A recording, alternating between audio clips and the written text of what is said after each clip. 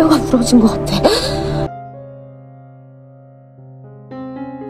Rupanya pertahanan Namsun begitu kuat sehingga ia mampu menahan senjata Hwaja. Namsun langsung melempar Hwaja dan Hwaja langsung tertimpa barang-barang dan jatuh begitu saja. Para pekerja pun langsung datang karena telah mendengar keributan. Tapi mereka semua dihalau oleh kepala tim dan menyuruh mereka pergi dari sana. Namsun lalu mendatangi Hwaja dan ia bertanya sebegitu bencinyakah Hwaja sampai ingin membunuhnya. Lagi-lagi Hwaja berkata jika tidak ada Namsun, hidupnya sudah pasti bahagia. Haesik lalu menyuruh Hwaja untuk segera menyerahkan diri. Jika tidak, Haesik sendiri yang akan menyeret Hwaja ke kantor polisi karena dia adalah seorang polisi. Namun Hwaja tidak bisa kemana-mana karena kakinya telah patah. 나 뼈가 부러진 것 같아.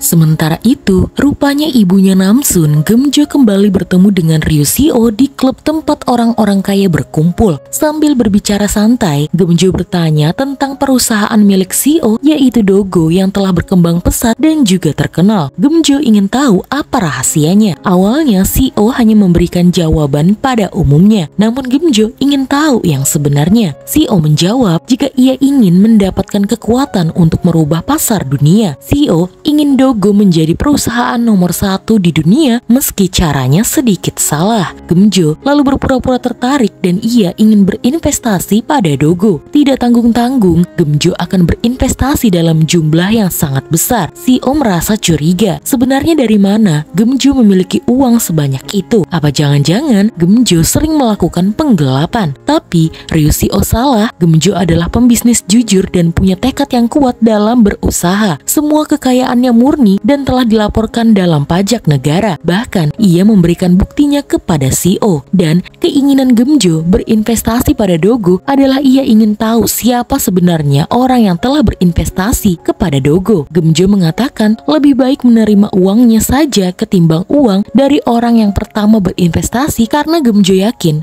uangnya pasti tidak halal. 전 여기서 이만. Sementara itu, Namsun masih tidak menyangka jika dirinya mau dibunuh. Haesik sudah mengingatkan Namsun untuk segera memenjarakan Hwaja, tapi Namsun malah terlalu baik dan melepasnya. Haesik menyuruh Namsun untuk baik kepadanya saja dan jangan kepada orang lain. Lalu tiba-tiba ketua timnya menelpon dan sekarang untungnya ketua timnya Haesik mulai membaik. Setelah beberapa saat menahan keinginan untuk minum air, ketua tim Haesik meminta Haesik untuk segera kembali karena ia yakin di Dogo tidak ada bukti narkoba. Namsun berkata mungkinkah narkoba itu memang tidak ada di gudang penyimpanan ini, tapi di tempat lain sehingga hanya pelanggan tertentu saja yang bisa membelinya. Dan untuk melihat daftar pelanggan tersebut, mereka harus melihat di dalam komputer pimpinan. Lalu tiba-tiba Namsun melihat rekannya yang kemarin hampir celaka. Namsun kemudian mendatanginya karena ia terlihat sudah bekerja. Namsun menanyakan keadaan rekannya itu yang sekarang sepertinya mulai membaik. Ia heran kenapa rekannya itu tidak beristirahat saja. Namun rekannya itu bilang jika ia sudah minum minuman tonik spesial yang bergizi sehingga dirinya mulai membaik. 나한테만 착하랬더니 Hari itu, Geumjo menyuruh mantan suaminya, Bonggo, untuk membatalkan semua jadwalnya besok karena ia akan mengadakan party keluarga. Nam-in, yang saat itu sedang bersama Bonggo, mengira besok adalah party untuk merayakan ulang tahun ayahnya. Namun Bonggo berkata, tidak mungkin Geumjo merayakan ulang tahunnya dan pasti itu adalah party yang lain. Saat itu, Bonggo dan Nam-in sedang makan ayam goreng bersama. Bonggo heran mengapa tiba-tiba putranya malah makan satu kotak ayam goreng saja. Rupanya, Nam-in memutuskan untuk diet. Ia pernah diberikan obat diet oleh seorang wanita dan menurutnya obat diet tersebut sepertinya ampuh sehingga ia tidak memiliki nafsu makan. 이게 말이 돼? 다이어트 약 하나. Penyelidikan Geumjo atas Ryu Seo sedikit membuka lembar baru. Menurut rekannya di klub Opulentia, sebelum mendirikan perusahaan Dogo di Korea, Ryu Seo rupanya menetap di Rusia dan mereka masih menyelidiki apa yang dilakukan Ryu Seo di sana dan transaksi apa yang ia lakukan. Sementara itu, Ryu Seo mendapatkan laporan dari kepala tim di gudang jika ia merekam Setsek alias Namsun mencuri di gudang mereka pada malam itu dan baru saja ada kejadian di mana Namsun menyerang Enji yang bernama asli Lee Myung-hee alias Hwaja karena ada satu masalah yang masih belum diketahui. Mereka curiga ini ada hubungannya dengan pencurian tersebut. 왜 이런 짓을 했을까? Saat itu Namsun sedang mengantar barang bersama Haesik. Namsun berkata jika nanti malam ia akan pergi ke tempat ayahnya dan meminta Haesik untuk menunggunya. Tapi Haesik bercanda jika ia tidak mau melakukannya dan lebih baik ia pulang saja. Namsun lalu mengancam Haesik, tapi Haesik hanya berkata jika Namsun adalah anak yang nakal, sambil terus tersenyum melihat tingkah Namsun yang semakin menggemaskan. Lalu tiba-tiba Haesik teringat dengan pertanyaan ibunya Namsun, apa Haesik menyukai putrinya. Spontan Haesik langsung berkata tidak, tapi ia juga ragu dengan kata-katanya. 우리 남순 좋아해요?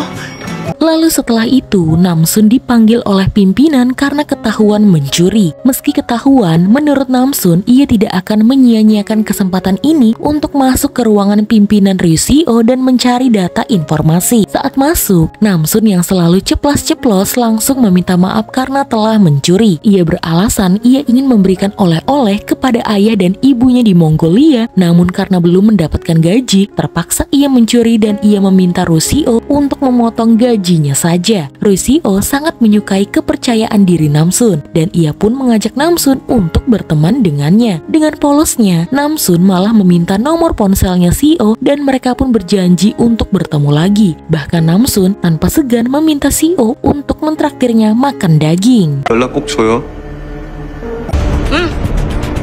Haesik yang menunggu Namsun di luar begitu khawatir, takutnya Namsun kenapa-napa. Tapi Namsun berhasil menyelesaikan kasus pencurian itu dengan cara yang menurutnya cara orang Mongolia. Dan ngomong-ngomong, Haesik terlihat sedikit cemburu karena melihat Namsun berdandan padahal Namsun hanya ingin bertemu dengan ayahnya. Namsun bilang itu adalah salah satu adegan drama untuk mengatai wanitanya cantik. Dan ia juga berkata ada adegan drama yang juga populer di mana Namsun langsung mengetuk dadanya Haesik dan berkata, "Tangkaplah aku." Haesik pun ikut bermain bersama Namsun, sementara kebersamaan mereka berdua dilihat oleh Ryuseo.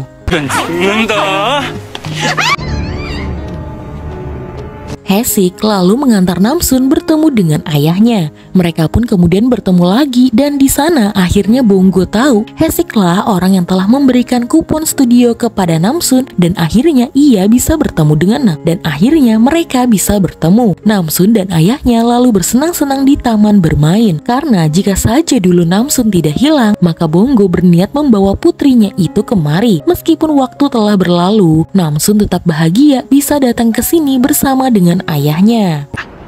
너무 행복해, 아빠. Di kantor, Ryuseo meminta sekretarisnya untuk mencari tahu siapa sebenarnya Gemjo. Ia berdecak kagum karena tahu kekayaan Gemjo memang benar adanya. Dan ia akhirnya tahu tentang Gemjo yang pernah mencari putrinya yang menghilang. Lalu akhirnya bertemu dengan Hwaja, seorang penipu dan bekerja di perusahaannya. Dan kini, Gemjo telah menemukan putrinya yang asli. Namun di berita yang sekretarisnya dapat, foto putri Gemjo yang asli dipalsukan dan Ryuseo masih tidak mengetahui jika Namsunlah putri asli Gemjo. 금주일보를 인수한 이유도 딸을 찾기 위해서였는데 Keesokan harinya, pesta yang diadakan Gemjo pun digelar. Selain keluarga, rupanya ada Haesik dan juga kekasih neneknya Namsun yang hadir di pesta tersebut. Menurut Namin, si diktator alias ibunya lah yang telah merancang hal ini karena kedua pria tersebut sudah dianggap masuk ke dalam keluarga mereka. Terutama Haesik yang harus segera tidur dengan Namsun karena Namsun harus melanjutkan tradisi keluarga mereka. Haesik hanya bisa menelan ludah karena hubungannya dengan Namsun belum bisa didefinisikan hubungan yang serius. Namun ia memang merasa di antara mereka berdua ada hubungan yang sangat terkait dan Namsun yang mendengar hal tersebut hanya tersenyum malu. 꼭 필요한 사이인 것 같습니다. Lalu tiba-tiba sekretaris Jung berdiri dan menyampaikan jika ia tengah hamil anaknya Bonggo. Ia ingin Bonggo mengungkapkan hubungan mereka berdua, sementara Bonggo bingung dengan pernyataan tersebut. Ia tidak pernah merasa menghamili sekretaris Jung. Gemjo saja sampai pingsan dan bisa-bisanya mantan suaminya malah menghamili sekretarisnya sendiri, yang kemudian membuat Namsun enggan menganggap Bonggo ayahnya lagi. Namun rupanya itu semua hanyalah prank saja, karena mereka sedang merayakan ulang tahunnya Bonggo. Prank tersebut sampai membuat Haesik dan kekasih neneknya Namsun melongo keheranan karena tidak menyangka keluarga terpandang ini bisa membuat lelucon aneh seperti itu. 생일 축하해.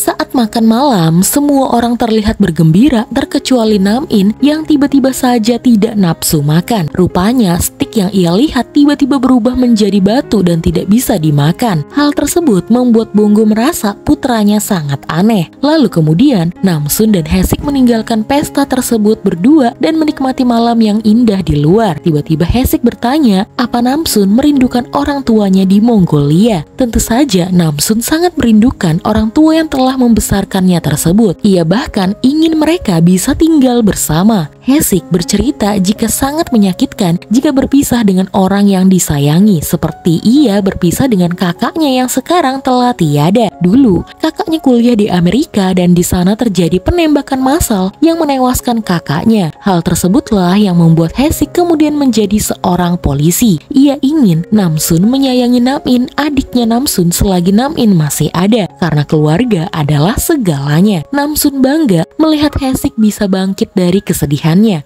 dan sekarang Haesik telah menjadi polisi yang sangat gagah. Haesik juga senang melihat Namsun yang ceria dan menurutnya saat bersama Namsun, Haesik selalu bahagia. Kebersamaan mereka membuat Namsun dan Haesik semakin dekat. Namun malam itu mereka harus segera berpisah. Keesokan harinya, ditemukan seorang pria yaitu pekerja di Dogo yang tidak sadarkan diri di dalam mobil muatannya. Pria itu adalah rekan Namsun yang kemarin hampir celaka. Lalu, saat Namsun kembali bekerja, Namsun dipanggil oleh Ryu Seo lagi ke ruangannya. Seo menawarkan kepada Namsun suatu pekerjaan yang akan membuat Namsun kaya.